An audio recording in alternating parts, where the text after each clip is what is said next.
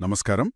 ఈరోజు మనం కర్తవ్య విముఖత పర్యవసానాలు అనే అంశంపై కొంచెం లోతుగా మాట్లాడుకుందాం.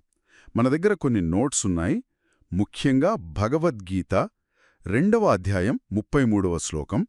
దానిమీద దృష్టి పెట్టిన ఒక స్టడీ గైడ్ ఉంది. దాని ఆధారంగానే ఈ చర్చ. అవునండి. ఇది చాలా కీలకమైన సందర్భం. కురుక్షేత్రంలో అర్జునుడు యుద్ధం చెయ్యాలా వద్దా అని చాలా సందిగ్ధంలో ఉంటాడు కదా. అప్పుడు శ్రీకృష్ణుడు చెప్పిన మాటల్లోనిది ఈ శ్లోకం. అర్జునుడి ధర్మసంకటాన్ని తీర్చడానికి చెప్పింది. నిజమే. మరి ఈ చర్చ ద్వారా మనం ఏం తెలుసుకోవాలనుకుంటున్నామంటే, గీత చెప్పినట్టు మన కర్తవ్యాన్ని అంటే మన ధర్మాన్ని సరిగ్గా చెయ్యకపోతే ఎలాంటి పరిణామాలుంటాయి, వాటిని కొంచెం లోతుగా అర్థం చేసుకోవాలి. ఊరికే పాత విషయంలా కాకుండా దాని వెనుక అసలు అర్థమేంటి అని. ఆ శ్లోకం ఒకసారి చూస్తే, అధచే త్వమిమం ధర్మ్యం సంగ్రామం న కరిష్యసి తతః స్వధర్మం కీర్తిం చ హిత్వా పాపం అవాప్స్యసి. అంటే సింపుల్గా చెప్పాలంటే, నువ్వీ ధర్మబద్ధమైన యుద్ధం చెయ్యకపోయావనుకో, అప్పుడు నీ స్వధర్మాన్ని పోగొట్టుకుంటావు, కీర్తిని పోగొట్టుకుంటావు, ఇంక పాపం కూడా మూటగట్టుకుంటావు. ఇక్కడ ధర్మ్య సంగ్రామం ఈ పదం కొంచెం ఆసక్తిగా ఉంది. మన నోట్స్ చూస్తే ఇది కేవలం ఆయుధాలతో చేసే యుద్ధం కాదట. అంటే నీతి కోసం, ధర్మం నిలబెట్టడం కోసం చేసే ఏ పోరాటమైనా ఇదే కోవలోకి వస్తుందంటున్నారు. అంటే ఇదో పెద్ద కాన్సెప్ట్ అన్నమాట. ఖచ్చితంగా. ధర్మ్య సంగ్రామం అంటే కేవలం కొట్లాట కాదు, న్యాయం కోసం, సరైన దానికోసం నిలబడటం. ఏదో వ్యక్తిగత లాభం కోసమో ద్వేషంతోనో కాదు, ఒక ఉన్నతమైన ఆశయం కోసం చేసే ప్రయత్నం. ఇక స్వధర్మం అంటారా, అదింకాస్త పర్సనల్. అంటే మన సహజ స్వభావం, మనకున్న పాత్ర, అది ఉద్యోగం కావచ్చు, ఇంకేదైనా కావచ్చు, దానికి తగ్గట్టు మనం చెయ్యాల్సిన పనులు. అర్జునుడికి క్షత్రియుడిగా యుద్ధం చేయటమే స్వధర్మం అని కృష్ణుడు గుర్తుచేస్తున్నాడక్కడ. ఓ, అంటే ఈ స్వధర్మాన్ని వదిలేయడమే కర్తవ్య విముఖత అన్నమాట. మన బాధ్యత ఏంటో తెలిసి కూడా దాన్ని చేయకుండా వెనక్కి తగ్గడం. ఇది కేవలం బద్ధకమా, లేక భయమా, లేక ఇంకేమైనా? ఇది బద్ధకం, భయం కంటే కూడా లోతైన విషయం. కృష్ణుడేం చెప్తున్నారంటే, స్వధర్మాన్ని వదిలేస్తే అది మన ఉనికికే ఒక రకంగా దెబ్బ. మనం ఎవరో, మనల్ని మనం ఎలా చూసుకుంటామో దాన్ని ప్రభావితం చేస్తుంది. అందుకే ఆ కర్తవ్య విముఖతకు అంత పెద్ద పరిణామాలుంటాయని హెచ్చరిస్తున్నారు. సరే, మరి ఆ పర్యవసానాలు, వాటి గురించి కొంచెం వివరంగా చూద్దామా? శ్లోకంలో 3 ముఖ్యమైన నష్టాలు కనిపిస్తున్నాయి గదా. మొదటిది స్వధర్మ నాశనం. అదెలా? అవును, మొదటిది స్వధర్మనాశనం. అంటే సింపుల్గా మనం ఎవరో, మన పనేంటో మనమే మర్చిపోవడం, మన దారి నుంచి తప్పుకోవడం. ఇది మన సెల్ఫ్ రెస్పెక్ట్ని, మన ఐడెంటిటీని దెబ్బతీస్తుంది. ఇప్పుడు అర్జునుడు యుద్ధం చెయ్యకపోతే అతను క్షత్రియులుగా తనను తానే ప్రశ్నించుకున్నట్టవుతుంది కదా. కరెక్ట్. రెండవది కీర్తినాశనం.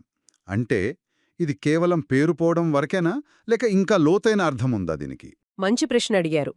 కీర్తి అంటే బయట ప్రపంచంలో మన పేరు మాత్రమే కాదు, సమాజంలో మనకున్న నమ్మకం, గౌరవం కూడా. అర్జునుడు వెనక్కి తగ్గితే చరిత్రలో పిరికివాడుగా, ధర్మాన్ని వదిలేసినవాడిగా అలా నిలిచిపోతాడు. ఇది తన పర్సనల్ గౌరవానికే కాదు, అతను నమ్మిన విలువలకి కూడా అవమానం. ఈ రోజుల్లో దీన్ని మన రెప్యుటేషన్ లేదా క్రెడిబిలిటీ పోగొట్టుకోవడంతో పోల్చవచ్చునేమో. ఇక మూడవది పాపమవాప్సేసి, పాపం పొందడం. ఇది వినడానికి చాలా సీరియస్గా ఉంది. ఇది మతపరమైన పాపమా, లేక నైతిక పతనమా? ఏమంటారు? పాపప్రాప్తి. దీన్ని కొంచెం విస్తృతంగా చూడాలి. ఇది కేవలం ఏదో మతపరమైన రూల్ బ్రేక్ చేయడం కాదు. ఇదొక మోరల్ డిక్లైన్, ఆధ్యాత్మికంగా దిగజారడం. చెయ్యాల్సిన ధర్మబద్ధమైన పనిని చేయకపోవడం వల్ల వచ్చే ఆ లోతలి గిల్ట్ ఫీలింగ్, సంఘర్షణ, అది కూడా ఇందులో భాగమే. ఇది మనస్సాక్షిని తొలిచేసే భారం లాంటిది. ధర్మాన్ని వదిలేస్తే ఒక వ్యక్తి తన నైతికత అనే దిక్సూచిని కోల్పోయినట్టే. అయితే ఈ హెచ్చరికలు, ఈ పర్యవసానాలు, ఇవన్నీ కేవలం కురుక్షేత్రానికో అర్జునుడికో మాత్రమే పరిమితం కాదు అనిపిస్తోంది నాకు తెలిసి. ఈ సూత్రాలు మనందరి జీవితాలకి ఎలా వర్తిస్తాయంటారు? సరిగ్గా పట్టుకున్నారు. ఇక్కడే గీత గొప్పతనముంది, దాని యూనివర్సాలిటీ కనిపిస్తుంది. ఈ ప్రిన్సిపుల్ ప్రతి మనిషికి, ప్రతి కాలానికి వర్తిస్తుంది. ఇప్పుడు చూడండి, ఒక స్టూడెంట్ తన చదువును నిర్లక్ష్యం చేస్తే అది తన స్వధర్మాన్ని నేర్చుకోవడం వదిలేసినట్టే కదా. ఒక ఉద్యోగి తన డ్యూటీస్ సరిగ్గా చెయ్యకపోతే అది తన వృత్తి ధర్మానికి ద్రోహం చేసినట్టు. ఒక సిటిజన్ సమాజం పట్ల బాధ్యతల్నుంచి తప్పుకుంటే అది కర్తవ్య విముఖతే. ప్రతి సందర్భంలోనూ ఆ వ్యక్తి తన పూర్తి కెపాసిటీని వాడకపోవడం స్వధర్మనాశనం, తన గౌరవాన్ని నమ్మకాన్ని కోల్పోవడం కీర్తినాశనం, ఇంకా ఏదో ఒక రకమైన నైతిక అసంతృప్తి, పాపం ఇవి ఎదురవుతాయి. ఓ అంటే మన బాధ్యతల్ని సక్రమంగా ధర్మబద్ధంగా చేయడం అది కేవలం ఒక పని కాదు, అది మన పర్సనల్ గ్రోత్కి, సమాజ బాగూకి కూడా చాలా కీలకమన్నమాట. ఈ శ్లోకం సారాంశం ఇదేనంటారా? అవును, చాలా వరకు అదే. మనకు అప్పగించిన పనిని నిబద్ధతతో ధర్మదృష్టితో చేయడం ఎంత అవసరమో ఈ శ్లోకం గట్టిగా చెప్తోంది. ఇది బాధ్యత నుంచి పారిపోవద్దు, దాన్ని స్వీకరించు అని ప్రోత్సహిస్తోంది. ఎందుకంటే డ్యూటీని ఫాలో అవ్వడంలోనే పర్సనల్గా సోషల్గా ఒక బ్యాలెన్స్ ఉంటుంది. ఈ చర్చ చాలా ఆలోచనలను రేతెత్తించింది నిజంగా. సరే, ముగించే ముందు శ్రోతలు ఆలోచించడానికి ఒక ప్రశ్న వదిలేద్దామా? తప్పకుండా.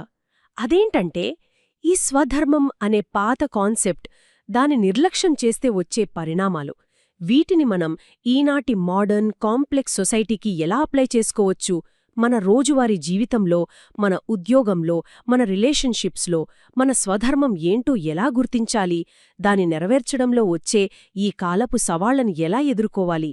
దీని గురించి ఆలోచించడం మనందరికీ ఉపయోగపడుతుంది అని నా అభిప్రాయం.